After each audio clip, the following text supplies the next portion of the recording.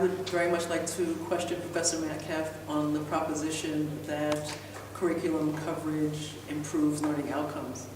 It's such a broad and deep curriculum that I think what might be more powerful is first to teach learners how to teach themselves. The things that I wanted to engage with you more on is the issue of school leadership. I don't know if there was an opportunity for that today. We didn't develop it further. I was interested in the way in which they're supporting the teacher, the requirements that are needed to be in place in order to support the teacher and how they've actually mapped that very systematically and what they're requiring to be in place. So I'd like to know more about that from a kind of a school management team, school leadership point of view. But I thought that was fascinating and it seems to be such a thoroughly, systematically thought through model and also one that's been so engaged around. So there's buy-in and there's conceptual thinking in this plan. We are deep, so within RMB, within the first rate structure, we're deeply invested in the NECT. We have been invested as intellectual partners in Pilot. And I think our challenge as the First Rand Foundation, we've basically had a vote.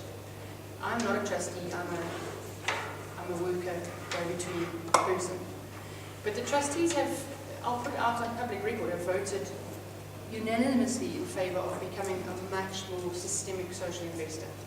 So systemic social investment as opposed to CSI as usual. This is not something that goes out now and everyone goes, oh my word, and there's no panic stations because systemic is slow, it's a wide angle look at something, it's very analytical at this stage. But I think that part of that design, and I think a challenge to everyone in the room, whether you are a smaller NGO partner, a funder, a service provider, it doesn't matter. I think that we have to start putting our muscle and our resources behind a couple of these bigger things, as clumsy as they might seem in the beginning, as flawed as they might be, because we don't have the energy and capacity in this country to do another big thing like this.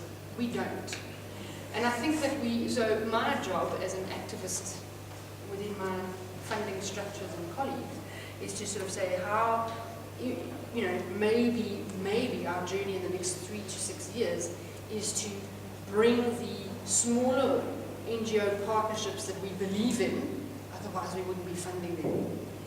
How do we bring them into the structures of these big vessels so that you've got that lovely balance of nimble on the ground activity meeting strategic force and direction, and it's a challenge to everybody, is how do we grapple more and more with bringing the strategic big blue sky future that South Africa can have, bringing the ground closer to it